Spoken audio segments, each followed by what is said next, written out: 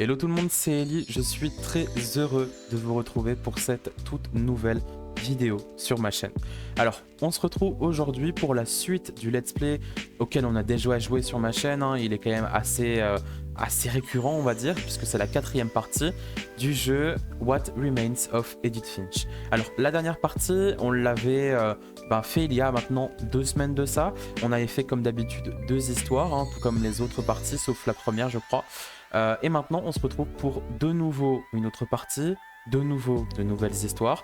Et ce jeu va nous délivrer ces mystères. Au plus on avance dans l'arbre généalogique de la protagoniste, au plus on en découvre sur l'histoire de cette famille. Donc je vous invite à vous installer confortablement, à prendre une boisson fraîche en cet été. On est parti!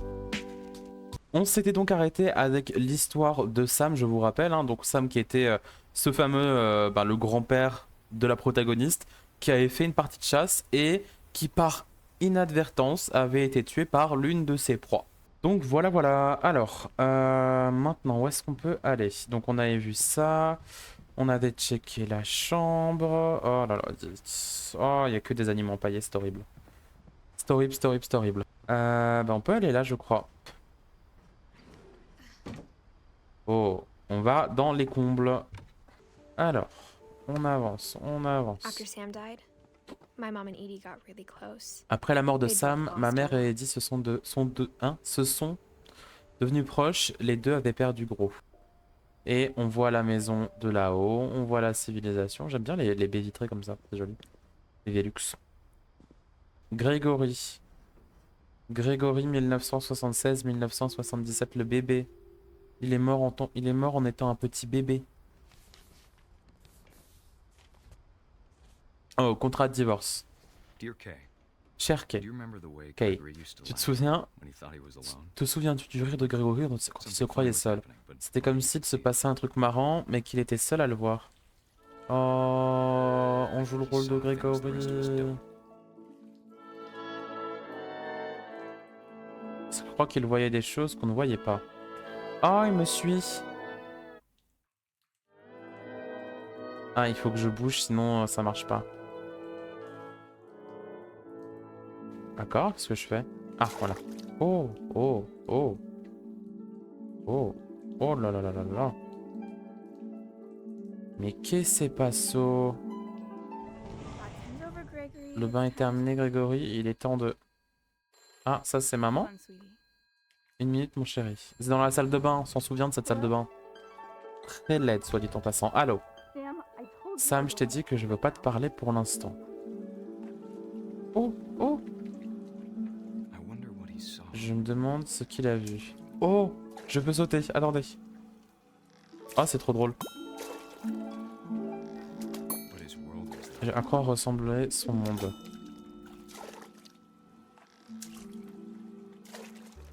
Hop. Ah, j'arrive pas à la voir. Il me faisait tellement penser à Calvin. Oh, perdu dans ses pensées. Oh, venez avec nous, vite. Bien joué. Ça l'a sûrement rendu heureux. Attendez, non, il faut la retourner. Voilà. Oh, c'est trop drôle. Oh, oh, je veux faire ça. Oh, c'est trop drôle. Ah, je m'amuse, moi. Moi, j'ai le même âge mental que Grégory, de toute façon. Ah, d'accord. Je sais que ça paraît idiot de s'inquiéter d'un bébé qui a l'air trop heureux. Mais je sentais qu'il s'éloignait. Oui. Désolé Grégory. Non. Oh, t'es chiante, hein. Maman. Dites. Peut-être que si je n'avais pas appelé ce soir-là... Bon sang. Attends, je ne veux pas Grégory entendre ça, faire ça. Non. Ah non, c'est très foireux ça. Ah non, non, non. Ah non, bah non. Si seulement il avait pu nous parler du monde qu'il avait vu. C'est horrible, c'est juste horrible. Et il y a tant de choses que je ne comprends pas. À propos de Grégory. Oh non. À propos de tout. Aïe aïe aïe aïe aïe. Oh.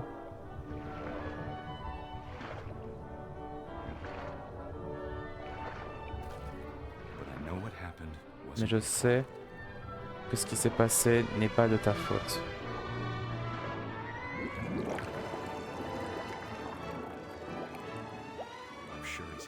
Je suis sûr qu'il est heureux. Et il voudrait que tu sois heureuse aussi. Bonne chance, Kay. Kay, je t'aime, Sam.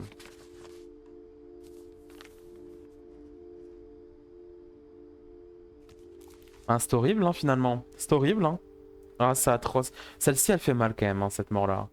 Elle... Ah, j'aime pas. Enfin, fait mal, quoi. Et là, on part sur Gus. Donc, en gros, eux, ce sont les... bah, ce sont ses oncles, en fait, à Edith, au personnage qu'on incarne. Si j'ai bien compris. Ouh, là, on est sur... un poème pour Gus, qui a toujours dit que le mariage était une mauvaise idée. Mon père ne nous tapa jamais, ou il le fit toujours doucement, jusqu'à ce que ce jour mon frère dit qu'il mourrait avant qu'un mariage chez nous fasse événement. Ah, c'est... Faut que je remette à l'endroit, c'est ça?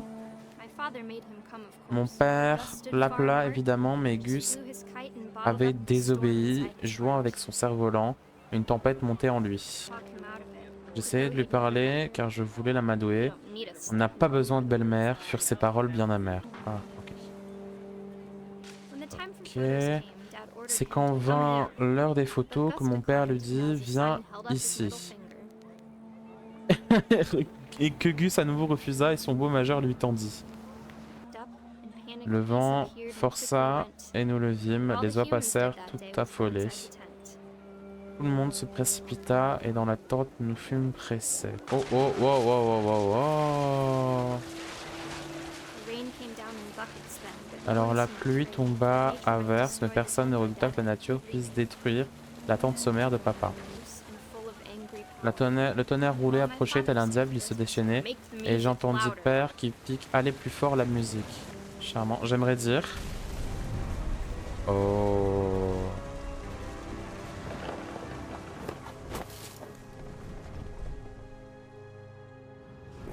Il a été pris dans une tempête en fait. J'aimerais dire en sincérité que c'est à toi que j'ai pensé quand tu étais sur cette plage avec le vent et les nuages. Oh, ah! Mais ce n'est pas la vérité. Et puis enfin, on t'a trouvé.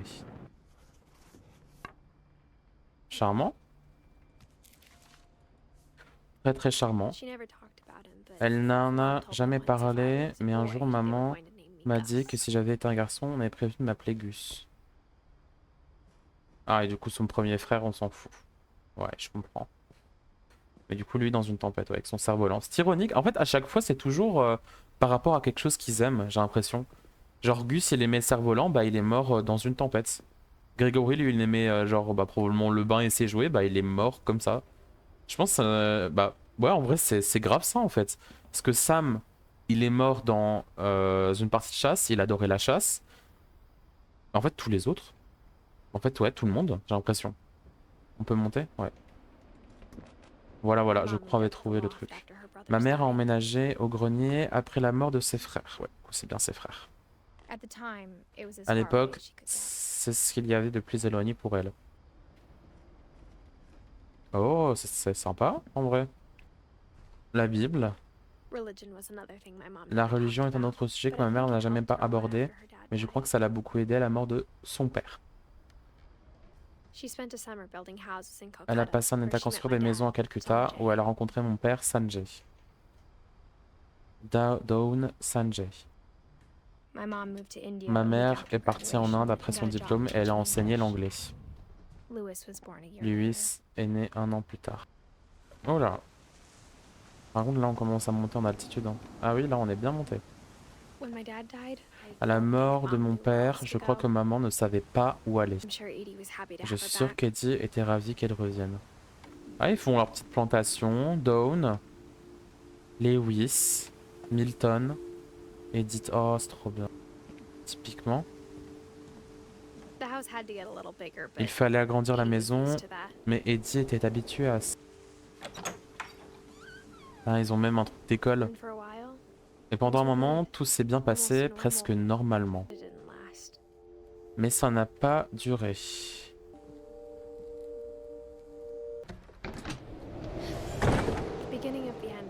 Le début de la fin fut le 10e anniversaire de Milton quand Eddie lui a offert un château. Wow. Et là du coup il a son propre petit 1992 Milton. Après la disparition de Milton, tout ce qui restait de lui était une chambre pleine de tableaux. Bon, bref. Ah, voilà, on y est. Ah, une porte. La petite musique qui se lance. C'est son lit.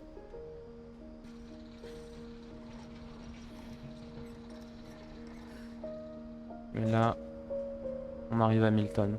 En fait, Milton, ils ont pas mis de date de mort, parce qu'il a disparu, du coup, on ne sait pas s'il est mort ou pas.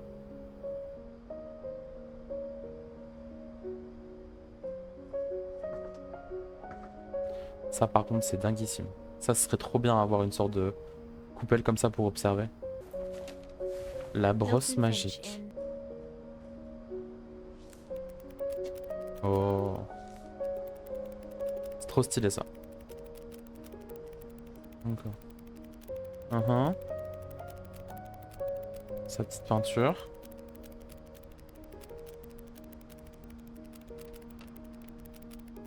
C'est une porte.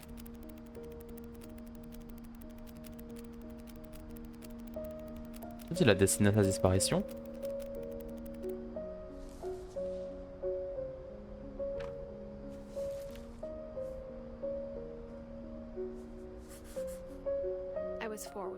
J'avais 4 ans quand Milton a disparu. Maman a passé des mois à chercher mon frère. Ensuite, elle a scellé les portes. Quoi que Milton ait trouvé dans la maison, maman ne voulait pas le laisser sortir. Et c'est ainsi que se termine cette vidéo sur le Let's Play What Remains of Edith Finch, donc la 4e vidéo. On a fait cette fois-ci 3 personnes, 3 histoires, à savoir celle de Gregory, de Gus et celle de Milton. Alors pour ce qui est de Gregory, globalement c'est assez clair ce qui s'est passé, hein, il est mort noyé dans sa baignoire. Pour ce qui est de Gus, il est mort dans une tempête, donc c'est aussi clair. Donc c'était les 2 frères de la mère de Edith, donc ses oncles en fait. Hein.